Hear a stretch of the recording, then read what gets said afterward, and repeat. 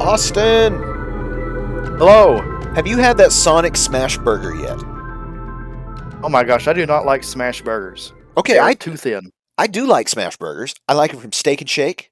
I like them Yeah. from that other custard place, right? But Well, you see, I think the other custard place, they're too thin. They're yeah, I feel like crispy. they're smashed a little too hard. They're very smashed. The best one I feel like is Steak and Shake. I went and got the Sonic Smash Burger, right? Now, first of all, I don't need all those pickles on it. So I got it no pickles. I'm not a pickle guy. But also, Sonic, stay in your lane. It's not good. It's fine, but also, Steak and Shake, you get your little thin fries, you get your smash burger, you get your drink. What's it cost? $8.50? Mhm. Sonic got 12 and some out me. Yeah. Yeah, You just can't beat Steak and Shake. It is the official burger sponsorship of this podcast. Actually, not. They do not sponsor us. but man, if they did, could you imagine? How cool would that be? Brought to you by Oh Steak yeah. and Shake. I wonder if our overseas listeners know anything about Steak and Shake and or Smash Burgers. Who knows? They You will want to? never taste the special pickle stuff going on right now. Yeah, man, it's a lot of pickle stuff, man. It's so much pickle stuff, and I'm not a pickle guy. It's all No, because it's I had really to. hot. It's like 95 Fahrenheit and 78% humidity out here, folks. And Mhm. so all this pickle stuff pops up because as a society, we are broadly terribly dehydrated, like chronically dehydrated, and so people like that little electrolyte hit that comes in the pickle stuff. But no, Mhm. Sonic got to stay in their lane, and they've got a number one and a number two, and it's like double smash burger, triple smash burger, which is just a grease pie. And then the number three is the original Sonic burger, which they still make and they still put out, and it is superior in every way. Yeah. This is a 40K podcast where we talk about Warhammer 40,000 and the miniature wargaming hobby. But the first thing we do every time we start the show is we read some of your comments. Because comments are cool. And what I'm going to do here is I'm going to pop over to the TikTok. Oh. Yeah, we're going to read from TikTok a little bit. So, if you're a TikToker, if you're into it, which I'm only but so into it. However, we got 330 followers now in our second and 2.5 weeks of TikTok existing. And what I do on there is I take little clips of the show and I post them with hardly any context whatsoever. And boy, do people get mad. So, these comments that I'm going to read come from a clip taken from our "When is a model done?" Like, when is a painting project done? And I was being a bleep hole, like I often do, which it's largely performative. Um, and I was saying that if you're a three colors and sand person, you are an animal. They had no further context than that, and so we get to read negative comments. Uh, Jaldo says, paint schemes are usually darker and less saturated now, and obviously there's no goblin green basis. But other than that, this reminds me of the paint standards I'd see at local game stores as a kid before every paint job was held up to literal works of art posted online. Mundoggy says, I'll fix it in post, which I liked. That's a good one, right? Yeah. I painted my model. It's done. Is it? I'll fix it in post. What? Tyler says, I go beyond that, but the hobby is for enjoying. If it's not enjoyable for them to paint eyes 50 times or go crazy painting, then highlighting trim, that's okay. The real litmus test of done is, are you happy with your models? I agree with Tyler. Yeah. Jimothy John says, ooh, gatekeeping a hobby is a bad look. Which I don't think that's what I was doing. Oh, and one more negative one. Meh.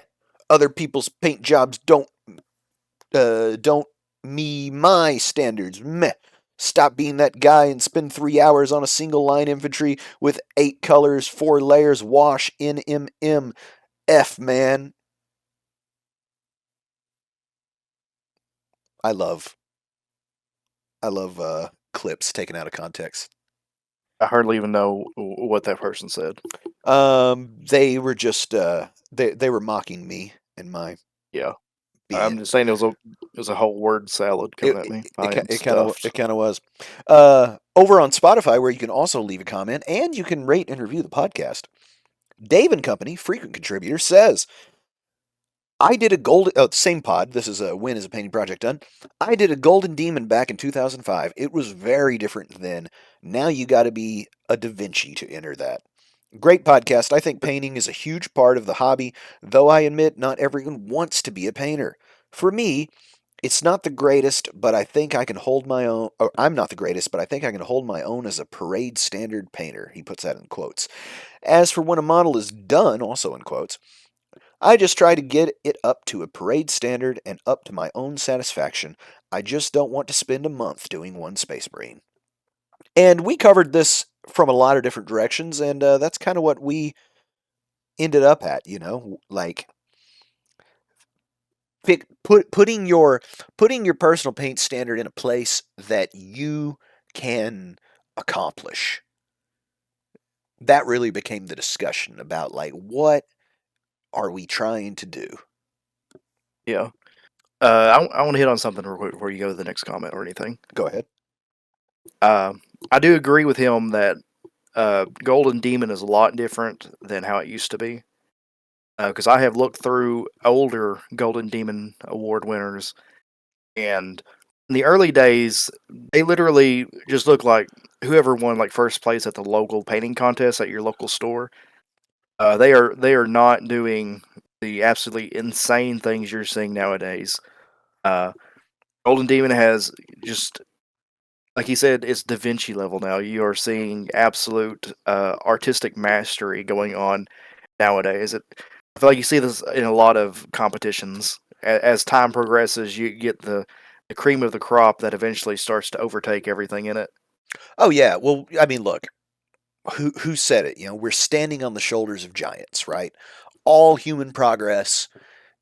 Well, there are people that try to just dig it out of the dirt in their backyard or in their bedroom, right? From zero. But the majority of human progress is me starting ahead because somebody figured out a thing before, right? And that happened with miniature painting where you had hobbyists and people that did model trains and things like that started painting their miniatures. And then at some point, the real artists, like actual people that paint stuff, showed up. And we're like, hey, do you guys know about this? And they put us on game. But now we're another level above that where there's miniature painting having its own sort of pedagogy of study. And so you're seeing these guys just, you know, you get people that aren't even very good painters per se who employ techniques that would have been sorcery in the 90s in this particular field, you see. And so it's no surprise to me how the Golden Demon has absolutely exploded in the talent floor and ceiling. Got a couple more comments to read, though. These come from our bonus episode that we released last week, which was our RPG Tavern episode. So we've got bonus episodes that we put out fairly often, and lately, we're going to do the Superman movie, by the way. That's going to be one we're going to talk about in our 40K Fanatics Do a Movie. Over in RPG Tavern, you can hear our thoughts on tabletop role-playing games. And Braindead Brendan says, very interesting. Interesting Times 1812 says, DM mistakes from 40K Fanatics. Looks inside. D&D. To which I said, bonus episodes, baby! That's my favorite comment of the month. That was a good one. I mean, I feel like it made it clear in the title that we were talking about some different stuff. But that's okay. Hopefully they found out and enjoyed their time. Paradukes, frequent contributor. He's in our worst DM mistakes. One of them was asking the party, "What do you want to do now?" And he says, "I tried giving the players full agency over what they want to do next, and it's both exhausting and unexciting. In the game I'm running now, I'm basically handing them the plot hook each session and having their characters get paid to go deal with it. No question of what they want to do next, just how they want to approach it. They're enjoying it a lot more compared to when they had to dig the plot hooks up for themselves." And I responded to this one, which is my response right here to all of you, but I'll read it. "It's a bit like everybody wants all the freedom until they get a look at it, and then they'd rather have a bit of structure. Then you can encourage them to steer when they want to for side quests or whatever. You know, everybody Mhm. thinks they want a sandbox until you give them a sandbox and they're like, oh, it's kind of, the sandbox looks a lot like an empty desert." Like, yeah. Yeah, when all I What am I do is supposed to do? yeah, when all I do is tell you you're in a coastal town. What do you want to do? It's like, tell me more about the town? Okay, let me tell you about the government of the town. Now what do you want to do? Uh, it's too much a lot of the time. And it depends on your players. Some people are very creative and you'll have players that really work well with that kind of thing. But a lot of people, when push comes to shove, would rather be like, "Okay, so we got to go rescue the princess? Cool. Let's go rescue the princess." That You is. just hide. Oh, go ahead. I was gonna say, do the ultimate sandbox. You have like one person who has any ties to the quest. You just hide them somewhere in a big village, and the player has to go around asking people like, "Hey, do you know what's going on?" They're like, "Hey, go away. I don't know who you are. I don't want to talk to you." Yeah, Just a whole session of that. I played a session like that once, and it was horrific. Um, let's get to our next segment, the Bits Box. Open it up. The Bits Box is a part of the show where we talk about what we've done in the miniature hobby this week. And I had a pretty light week, but two things did happen. One, I had a case of painter's block. Oh, You know what that is? sounds like you need to go to the doctor. Well, no. No, it wasn't a block edge. That would have been icky. I don't lick the brush or drink the paint water either. I don't. I don't participate in those shenanigans. Um, but I I finished fleshing out my spearmen for Old World, and then I needed something else to paint, and I kind of I couldn't I couldn't get any fizz going over anything. But I had Mhm. another one of those of the Nostromo crew primed and ready to go, so I did the android. What was his name? Rook. No, that Rook's in Alien 2. This is Ash. That's right. And yeah, that's right. It's Ash in the first one. Rook is Romulus, right? Oh yeah, Yeah. I was thinking of the guy from Aliens. The Alien Romulus feels like Alien 2. I mean, it essentially is timeline I wise. know. And it also is not an action movie. It's more of a horror movie. So, or almost like a you know what it's like? It's almost like a slasher movie, like Jason or something. Yeah. Anyway, we're not doing a movie review today, but we could. Um, so I painted him, and he's not my finest work, but he only took me about an hour to do, and just the kind of starting, painting something, finishing something, uh, sort of made me feel like I'm ready to start a new project. So I might do my Silver Helms or I might do my Helldrake. I've got both of those sitting on the shelf. You could go see him in our Discord, which is totally free to join. Link below. Check out the Bits box. Let me know what you think of my guy, and then post one of your guys so that we may see them and praise you for your efforts. Austin, what did you do in the miniature hobby this week? I'm getting ready for Game Fest. if the tournament's even actually happening. I don't know that anymore. But I was working on some basing on the Snotlings, which was a nightmare because trying to get the little basing paint and sand in between each little tiny Snotling on the base. Uh, I could have probably based first and then put the Snotlings on there, but considering that they have little pegs where they're supposed to slot onto the base, that might make it a little hard. So I made the best of what I could with them.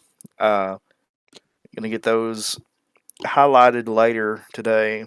Uh, I think things are going well with it. We're progressing with the army. But yeah, getting ready for Game Fest. Signed up for the Old World tournament. Don't know if that's happening because there's no communication going on with that. Signed up to play some Alien RPG every day of Game Fest, so that's going to be an interesting 7 p.m. every day. Well, that does And sound also, fun.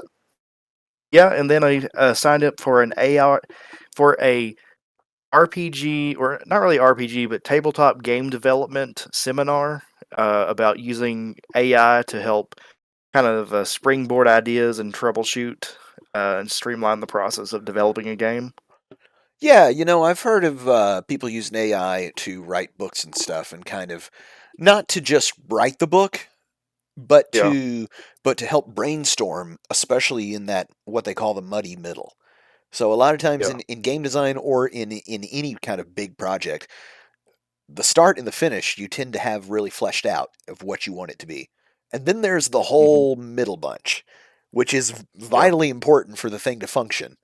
But it's not a lot of fun, and sometimes it can be very discouraging because, it's like, oh, I've installed a movement system and it functions. You know what I mean? It's like Yeah. it's not the flashiest part.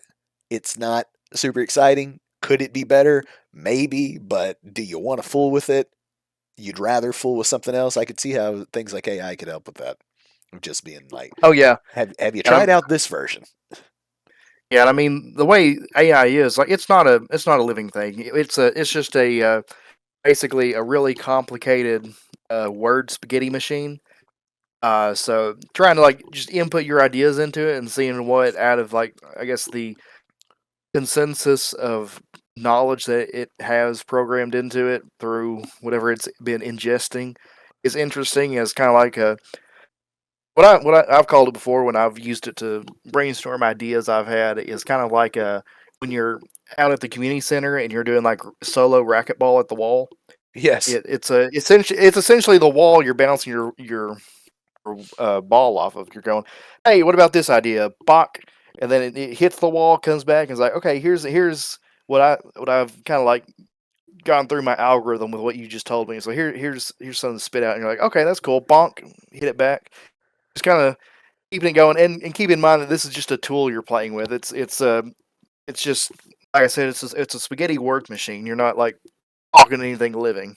sure. And every now and then it'll spit out something that's fun, uh, in amongst all of its ideas of, and then zombies Yeah, come out. It's like, we're not doing zombies. Stop saying yeah, zombies every time I give you a prompt. Um, because I imagine it must do a lot of that. But yeah, I got to play, and we've got a playing channel over in the Discord where you can tell us about the games you've been playing. I got to play Black Seas again. I got enough of my little boat, so this is a Napoleonic, Revolutionary era, um, Age of Sail naval warfare game. It's 1/700th scale. These are big old square rigged sailing ships, and I got enough of them built to play the second scenario. I played it with the wife. She really likes this game. The scenario was a merchantman is going across the ocean with with a frigate escorting, and three brigs, which are slightly smaller boats, uh, come upon them with the intent of stealing all the booty off of the ship. And the wife played the brigs, the pirates, and I played the merchant and escort. And she shot up my ships and stole all my booty and escaped. oh man, Yeah, and it was really fun, man.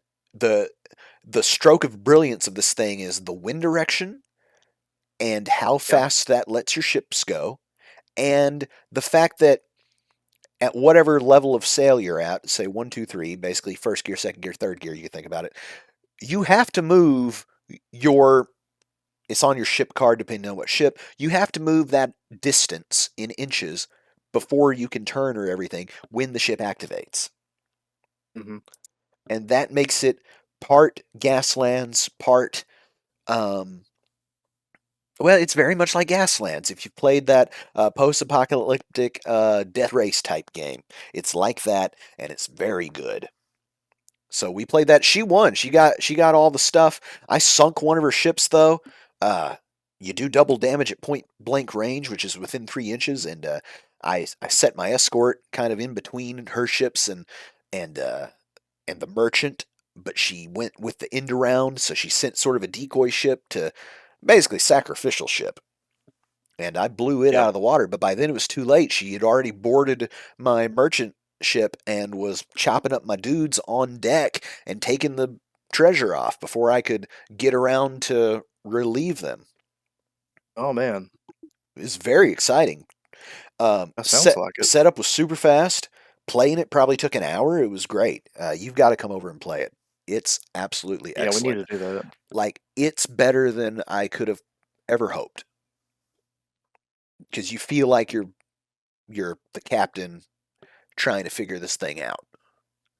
Yeah, the whole wind thing sounds interesting. Yeah, and the wind direction also determines the activation order. Oh really? Yeah, so there's the whole concept of the weather gauge is what they used to call it, which Hmm. is if your ship is upwind from another, then you have got a lot more options of maneuvering versus someone who is further downwind, due to the Yeah. fact that it's very difficult to turn up into the wind. Whereas if you're already upwind, then you can turn down into the wind in nearly any direction. And so uh, it does that literally, and Yeah. also it affects the activation order. So Oh really? yeah, it's just really good. It's really good. Anyway, that's my bits box. Was it? I think close it. Oh. You brought a main topic. Now we had a whole different main topic, and then we stopped the presses. We had a show before the show, and Yeah. now we're just going to do that show. And it is Yeah. some controversy that you found because Wait. you spend time in some places on the internet that Yeah. you're not using your government name on, are you? I mean, not really. I- in my line of business, I spend a lot of time on forums and websites, and what I've been looking at and kind of taking in is that there is some controversy going on with the new edition coming out of the Horus Heresy. Yes, we got And the Saturnine or Saturnine box coming out. yeah, the new starter box coming out for third edition, new third edition coming out this summer, and there's a controversy going on about the way they're implementing rules in the game. And one of the big ones is that it seems they're kind of dumbing the game down a little bit. How so?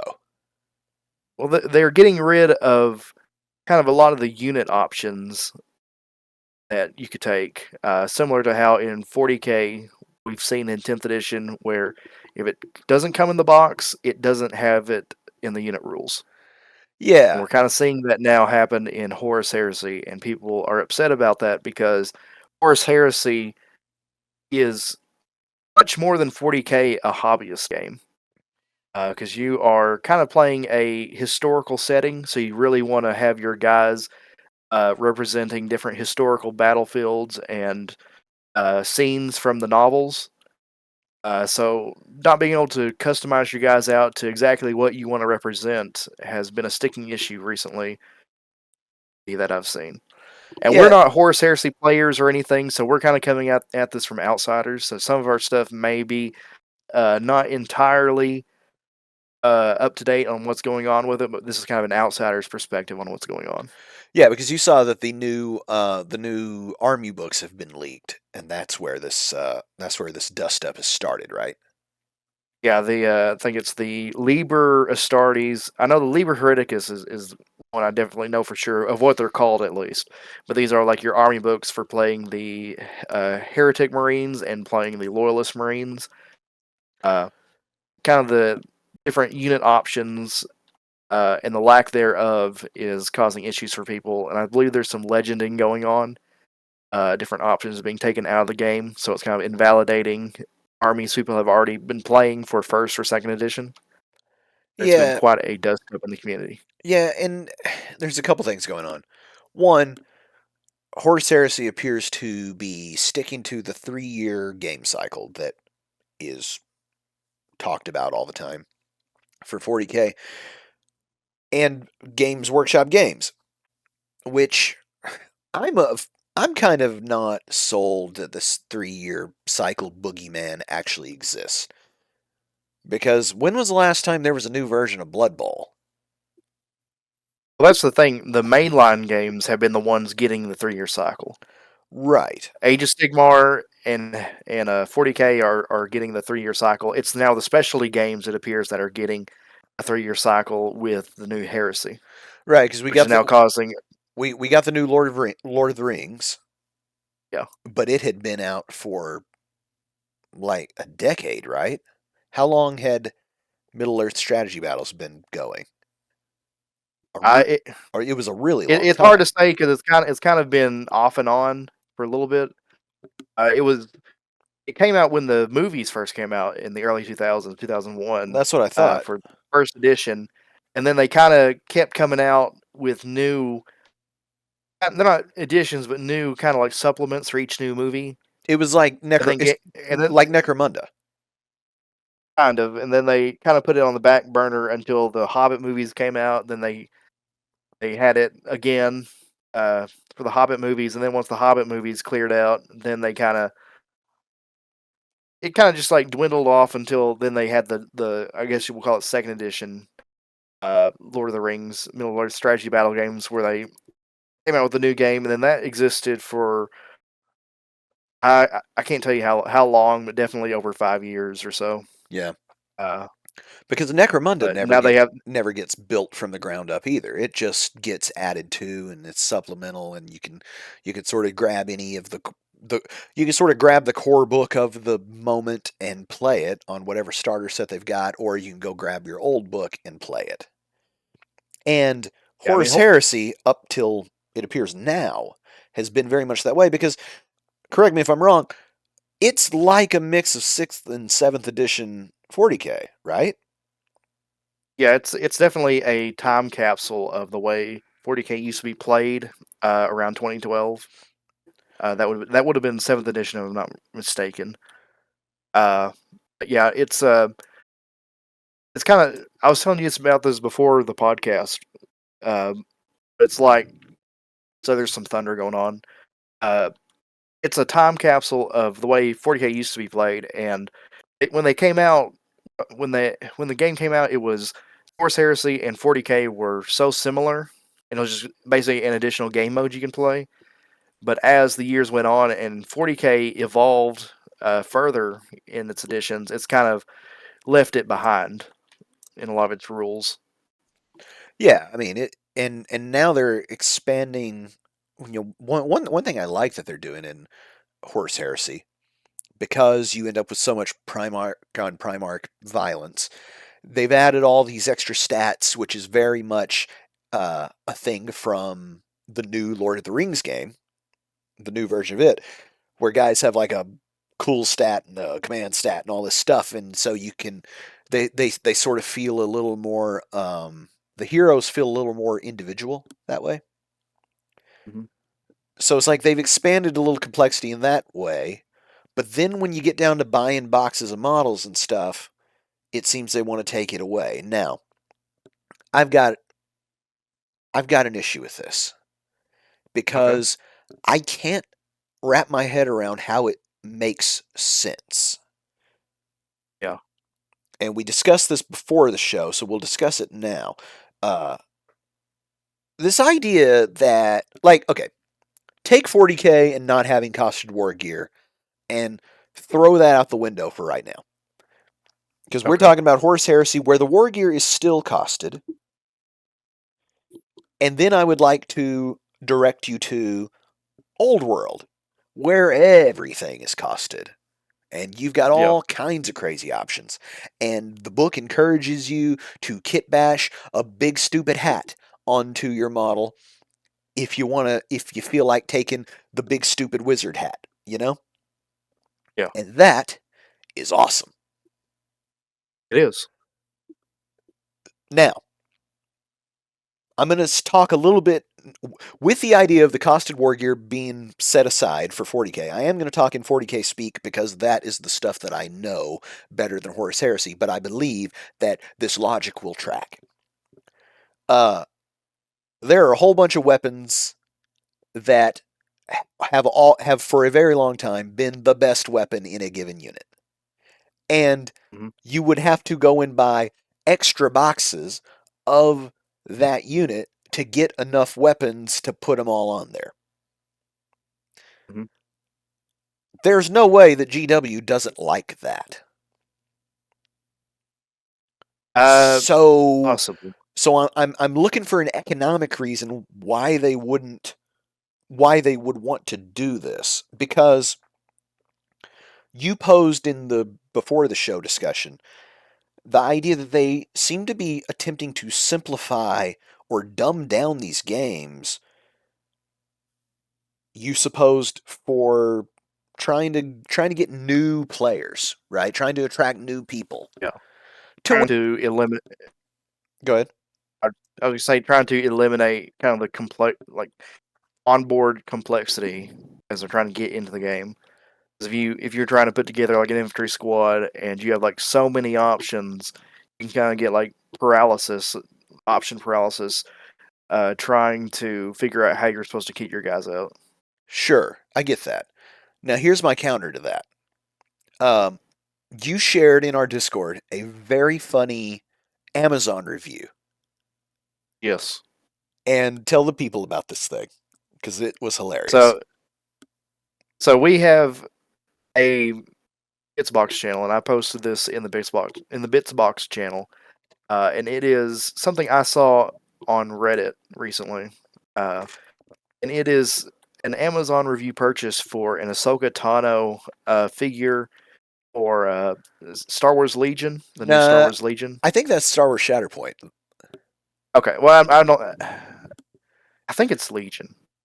Anyway, it's Yeah. Anyway, a miniature tabletop miniature of Ahsoka Tano from Star Wars, and there's a guy complaining that he bought this for his children, thinking it was already pre-painted, and he's talking about we're supposed to build this stuff and we're supposed to paint this stuff. We could have 3D printed this instead, and it's like, but you're not going to be able to 3D print that thing, that like quality of what it is, unless you got like some serious equipment going on.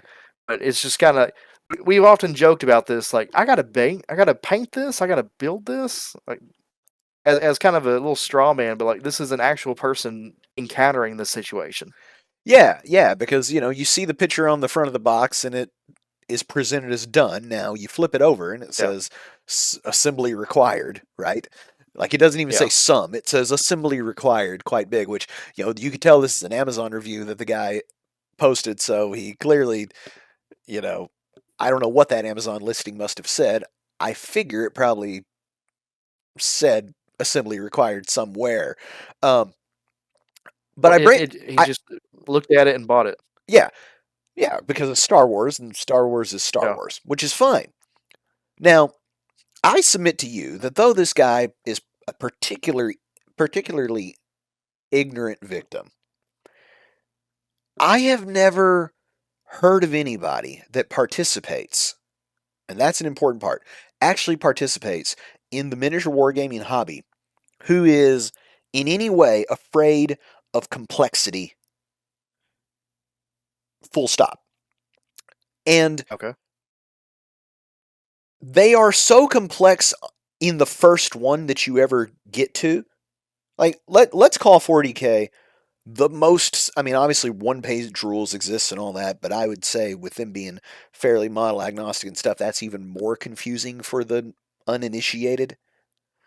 Yeah. But let's call 40K the sort of most simplified and easily onboarded one that we've got. Man, it is a fire hose of a situation when you first try to get into this. Yeah. And they have not they have not taken the smoke out of this cigarette yet.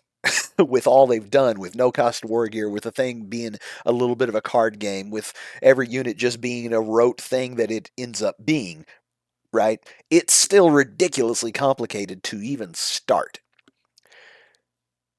Yeah. So, the people that then get past that initial fire hose situation, is that fire hose phrase, by the way? Is that, or you understand what that is?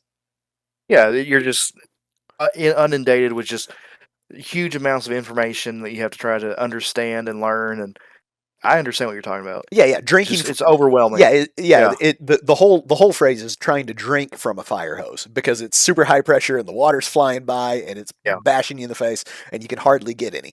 That's what it's like to first get into any of these miniature war games.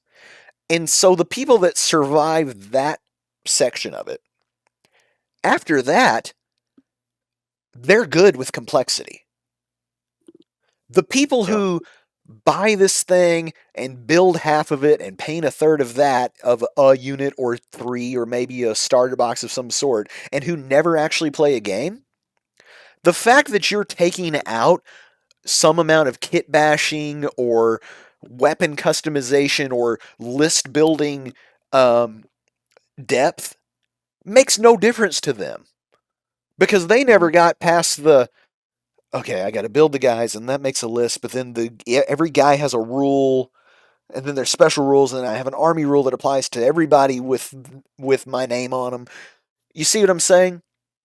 Yeah. And so this apparent desire for simplification, I can't figure out how it makes any sense in any way because it doesn't actually help with onboarding.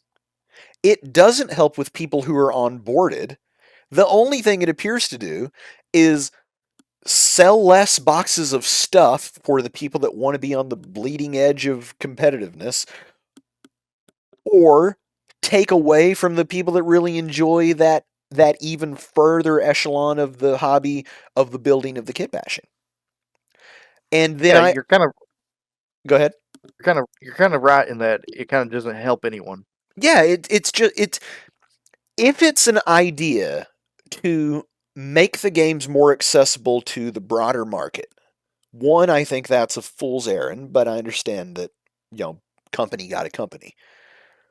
But this is not the lever that I would pull if I were going to try to accomplish that. What I would try to Yeah. accomplish is, I mean, look, just sitting here on my couch on 40K Fanatics podcast, I would come up with a game mode that I could have like 3 pages of rules in the app that are totally free that you could play with a box of intercessors versus a box of intercessors. Mhm. So that two children could get their 2 boxes of what do they come in, 5 or 10? Yeah. And they could go bang And them together in some sort of just ridiculously oversimplified manner. like Combat Patrol. Not even like Combat Patrol, like even simpler than that. Just like, okay, all your guys can shoot twice and you roll the dice, get some dice, and that kind of thing. It Old would school kill team. Yeah, like old school kill team. It would be like that. It would be like that game that they sold in Target with the Tyranids and Titus. Because I've played it and it's baby's first miniature game experience. Right. That would be something that I think would be more helpful by far than let's take away these more complicated rules that a not insignificant number of people like. And then here's the other thing. 40K is at a level of popularity that it is, I mean, it does not challenge, but it does, for our world of miniature hobby, it challenges things like Magic the Gathering, like competitive online multiplayer games, right? It's Yeah. it's got a lot of those type of people involved in it these days. Obviously, listen, Magic people, don't bother commenting. I know you guys are a behemoth. I'm not arguing that. I'm saying that there's some cross pollination between the groups now, more than there's ever been. People that want to play the new what was the game? Marvel. I want to call it Crisis Pro. no Is Rivals. Marvel Rivals? Rivals. Yeah. Like people that are into those hero shooters and team things like that. They're getting into this stuff because they like the competition. They're getting into 40K, right? Um, where was I going with this point? I got lost on trying to remember Marvel Rivals. But those are not the people that are playing Horus Heresy or Old No. World or Necromunda. The people playing those games, uh, the whole reason they like Horus Heresy is because it's a throwback. Yeah.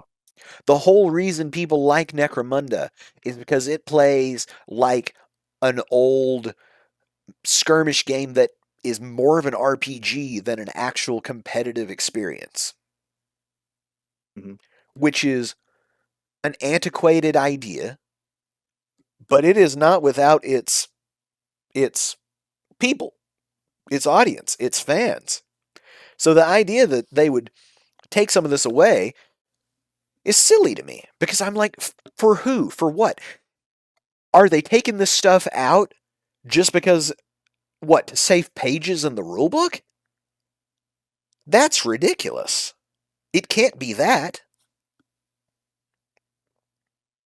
Well, it's like I was telling you, a lot of these decisions that don't make any sense, what they are is they are uh, people that are graduating business school in college with their associate's degree in business, and they're coming into these uh, companies that were traditionally made up of people who had their head in the industry, the miniature industry, kind of knew about gaming, and they're coming in here going, "Oh, I know how to solve all our problems. I'll just institute these ideas we learned in business class and Yeah, milk all the money." cut Yeah, cut the cut cut the cut fat and stuff. yeah, cut the fat, make the money, doing stuff like that, and it does not flesh with essentially running a toy company. Well, my thing is this particular example that we're talking about, which is the weapon that you can have doesn't come in the box. There's actually no fat. If the weapon comes in a different box, then if Austin wants to have Unit A with weapon from Unit B, well then he has to buy boxes A and B, which for the business folks sounds like what you want. Now, what I would do if I was king of the world is all those fancy special weapons that you really like, I got a box of 5 of them. Because I can be a little bit businessy myself, right? I wouldn't give you 6, Austin. You know why? Why is that? Because if you messed up last edition and didn't put the right weapon on, then you don't have one already. So you buy my box of 5, but but you need 6, right? Let's say it's a battle That's line thing. diabolical. Right, right. Yeah. So now you have to buy 2 boxes of my special box of upgrade sprue or whatever we want to call it, weapons pack, right? It's a little bit diabolical. Yeah. You know, it encourages y'all to keep your bits. I'm not even someone who keeps my bits, but that's neither here nor there. I'm just saying, if these sort of nonsensical decisions are being made by business folks, there are better business folky decisions that you can make. Because again, the idea that, oh, we're just going to take this line out of optional weapons from a unit, I don't see how it saves or makes any money. And it certainly doesn't help bring new people just because, oh, by the time you get through the complexity of the entire concept of different phases in a miniatures war game, the idea that then you'd get that far and say, whew, I'm sure glad there's only 2 instead of 3 weapon options and the 2 are in the box rather than there being one, white whale of a weapon option.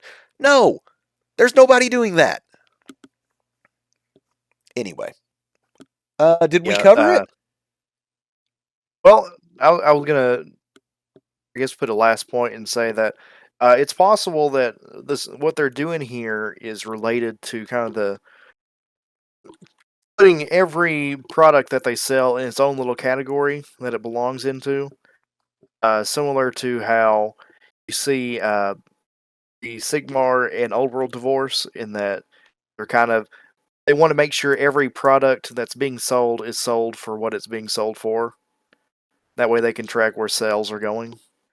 Uh, Yeah, and I push back on that one because there are too many people with big piles of shame that just sit and collect dust for a decade. So the idea that every box is being used as its intent for its intended purpose and how that would matter to them, I disagree with that premise because whether you bought an extra tank so that you had an extra gun for something else versus you're now running this extra tank, or if that tank is just sitting in the top of your closet forgotten about for a decade, I don't see, like, the data is already too noisy just by the fact that the sad truth of this thing is the majority of people that buy some Warhammer don't ever field it on a battlefield.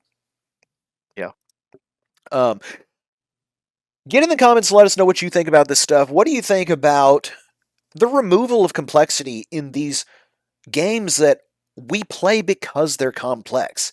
Like, if we want to play something perfectly balanced and simple, right, then we'd play chess Mhm. or checkers. The whole reason we do this is because it's a clown show, right? Um, Yeah. and I'll leave you guys with one more thing to consider, and maybe we'll talk about it another time. But could the removal of some of these war gear options be a ham fisted way to combat 3D printing? Ooh, possibly. Until next time, let us know what you think down below. And don't forget to Stay fanatical.